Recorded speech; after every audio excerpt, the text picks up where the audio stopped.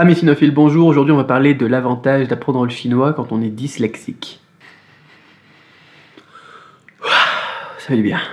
J'ai été malade. En fait, vous l'avez pas vu dans les dernières vidéos parce que les dernières vidéos avaient été enregistrées dimanche dernier et aujourd'hui, on est vendredi, je crois. Donc j'avais un petit peu d'avance et tant mieux parce que j'ai eu la crève comme pas possible. J'avais une vieille toux qui arrivait comme ça, quoi. J'étais super malade pendant une journée, ensuite c'est passé comme rien, sauf une toux horrible et dégueu. Donc je pensais pouvoir reprendre hier, mais hier c'était toujours pas terrible et en plus avec les orages qu'on s'est tapés le matin, il faisait super beau, mais alors les orages qu'on s'est tapés l'après-midi, impossible d'enregistrer quelque chose en ayant bien quelque chose d'audible. Donc on se retrouve aujourd'hui, donc désolé, hier j'ai raté, j'ai pas donc réussi à continuer une vidéo par jour. C'est vraiment une recommandation que je fais à beaucoup de gens, de continuer par exemple leur apprentissage du chinois tous les jours, parce que quand on casse une habitude, eh bien c'est difficile de se remettre dedans. Et donc moi j'essaye de faire des trucs tous les jours, pas forcément des vidéos, hein, j'ai pas mal de boulot aussi. Et hier j'ai rien pu faire et donc là il faut que je me remette dedans tout de suite. Je viens de prendre mon petit déjeuner et mon café et donc je me remets tout de suite dedans, je fais une vidéo comme ça, et bien je respecte aussi ce que j'enseigne et comme ça je suis dedans, voilà. Alors aujourd'hui on avait dit qu'on parlait de dyslexie parce que j'avais une question d'Alix qui était très pertinente, très intéressante, qui m'a posé donc sur la page de discussion de la chaîne YouTube ici. Et il me dit, Alix, qu'il est dyslexique. Et du coup, ça l'embête pour apprendre les langues. Donc, il est français, il parle français, langue maternelle, et il travaille donc dans les langues. Enfin, il étudie dans les langues, donc pour être interprète ou traducteur, ou je sais plus, excuse-moi, je sais plus exactement le détail, mais il est embêté par cette dyslexie. C'est gênant, ça l'embête. Et du coup, eh bien, il se disait, est-ce que ça va être pas encore plus horrible si j'apprends le chinois? Et en fait, pas du tout. Je vais vous expliquer pourquoi. Alors d'abord, avant de vous expliquer pourquoi, eh bien, on va expliquer ce que c'est que la dyslexie au final. À quoi c'est dû la dyslexie? La dyslexie, c'est un phénomène que l'on observe dans 10 à 13% je crois de la population, je sais pas, pour les chiffres, les noms et tout ça, je vais tout faire de tête, donc si je me trompe, c'est pas grave, je mettrai donc les infos donc dans la description. On a donc à peu près 10 à 13% je pense de la population qui est touchée par la dyslexie, et donc par exemple on a des connexions entre cerveau gauche et cerveau droit qui sont plus épaisses que chez les autres personnes, ou bien alors on a surtout des amas de neurones, donc des amas anormalement dense, donc de neurones dans la partie gauche du cerveau, l'hémisphère gauche du cerveau, plus spécifiquement dans la partie du cortex temporopariétal si je ne m'abuse. Il faut vraiment que je vérifie, donc je vous mettrai, je vous dis si jamais c'est pas ça, eh bien je vous mettrai ça donc dans le bas de la vidéo. Et c'est cette partie qui affecte eh bien, notre langage avec notre système alphabétique et donc notre manière mathématique de faire des mots tout simplement. On fait P plus A, ça fait pas plus pas, ça fait pas. Et ensuite on va former des phrases avec aussi tous ces mots-là et tout ça. Et tout ça, ça se passe dans le cortex temporopariétal.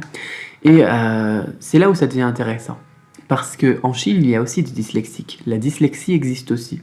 Donc on pourrait se dire, effectivement, si je suis dyslexique déjà et qu'en plus je vais apprendre le chinois, ça va être super compliqué. Mais non, parce que les dyslexiques chinois n'ont pas la même zone qui est affectée. Parce que le langage chinois, la langue chinoise, n'utilise pas les mêmes zones du cerveau. Bien évidemment, on va booster à fond le cerveau droit, surtout si vous travaillez avec une méthode qui travaille sur l'étymologie des caractères, les dessins, donc du dessin jusqu'au caractère, parce que si vous travaillez qu'avec le pinyin, au final, on va se retrouver avec les mêmes problématiques qu'on aurait en français, quoi. On a des lettres romaines, des associations de sons, et puis des mots qui vont faire à peu près même le même système que le système français. Donc si vous voulez développer votre cerveau et booster un petit peu vos capacités cognitives, apprendre les caractères et booster son cerveau droit, la partie créative du cerveau, ça devient plus intéressant avec une méthode qui vous proposera eh bien, l'étude des caractères et qui booste un petit peu sur l'étude des caractères. Parce qu'on a pas mal de méthodes qui vont chercher eh bien, ce que les gens cherchent, les étudiants cherchent, c'est-à-dire la solution de facilité, pour donner un résultat qui sera eh bien, non seulement eh bien, pas optimal au niveau de l'apprentissage de la langue, mais aussi pas optimal au niveau de l'utilisation de la langue, parce qu'une fois qu'on sera en Chine et qu'on ne connaît pas les caractères, ou qu'on échange avec des Chinois et qu'on veut échanger que en pinyin, on se rend compte qu'au final c'était une grosse erreur. Donc moi je vous recommande vraiment la méthode Cramp, par exemple. Je vous mets un lien dans la description si ça vous intéresse de la découvrir, si vous n'étiez pas au courant donc de l'existence de la méthode Cramp, si vous n'étiez jamais venu sur cette chaîne par exemple. Sinon, il y a peut-être d'autres méthodes qui sont vraiment basées sur l'étymologie des caractères, je sais pas. En tout cas, on a des ressources, notamment sur le site web anglophone, sur le web anglophone. Ça peut être utile donc de bosser avec ça pour développer sa partie droite. Alors, on pourrait se dire que juste travailler le chinois avec les caractères, ça va nous aider contre la dyslexie parce que, eh bien, on va travailler avec la partie droite du cerveau, notamment pour les caractères. Mais en fait, non, parce qu'on a besoin quand même de la partie gauche pour la logique du langage, pour la prononciation, etc. Et là où ça devient intéressant, c'est que les Chinois, eh bien, ils n'utilisent pas le cortex temporopariétal pour parler. Ils l'utilisent peut-être, mais c'est pas cette zone qui est essentielle pour l'apprentissage du chinois, pour la pratique du chinois. Ils utilisent le gyrus quoi? Là, je vais tricher parce que je crois que je suis pas... Le gyrus quoi, dis donc? Le gyrus frontal moyen gauche. Donc j'avais bon pour le cortex temporopariétal, ça c'est sûr. Donc le gyrus frontal moyen gauche pour la pratique du langage. Et du coup, ça veut dire que vous, si vous êtes dyslexique en français avec des amas de neurones anormaux éventuellement sur la partie du cortex temporopariétal gauche, de l'hémisphère gauche toujours, eh bien, vous ne serez pas forcément dyslexique en chinois parce que eh bien, votre gyrus frontal moyen gauche, eh bien, il ne sera pas forcément atteint. Ça veut dire que vous n'êtes pas dyslexique. Ça veut dire que vous êtes dyslexique en français. Et que les Chinois, ils sont pas dyslexiques.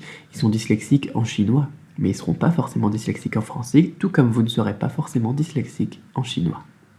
Et c'est aussi pour ça que c'est intéressant, parce que non seulement, bien évidemment, vous allez faire des nouvelles connexions avec tout ce qui est cerveau droit, créativité, etc., et que ça peut vous aider, bien évidemment, dans pas mal de choses, dans la vie de tous les jours, et aussi pour la pratique de la langue, parce que vous faites des nouvelles connexions, neurologiques. Mais en plus, vous allez être capable d'aller apprendre une langue dans laquelle vous ne serez pas dyslexique. Et ça peut faire du bien parfois quand on est dyslexique, d'aller pratiquer des trucs dans lesquels eh bien, on n'aura pas de soucis et on sera à l'aise. Donc au contraire, vous allez peut-être même cartonner en chinois et apprendre plus vite que la plupart des gens parce que eh bien, vous aurez ces facilités et que votre cerveau préférera peut-être eh bien, ces nouvelles connexions neurologiques. Et ça c'est beau. C'est un peu plein de vocabulaire scientifique et tout ça, mais le concept est vraiment simple, quoi. Vous êtes dyslexique en français, vous ne serez pas dyslexique en chinois, vous ne serez pas dyslexique en japonais. Et ça, c'est cool. Donc, en conclusion, si vous êtes dyslexique, je vous recommande vivement l'apprentissage d'une langue à écriture, notamment avec caractère, comme le chinois. Le désavantage du japonais, c'est qu'on a une partie qui est avec une représentation donc par caractère d'un alphabet phonétique, donc on se rapproche encore un petit peu plus du français, comme le coréen aussi. Il faudrait voir ce qu'on a d'autre comme écriture qui soit basée sur des caractères, à part l'égyptien ancien. J'en vois pas. Faites du chinois, c'est bien le chinois. Voilà. Allez, on se retrouve très vite pour une autre vidéo, bye bye.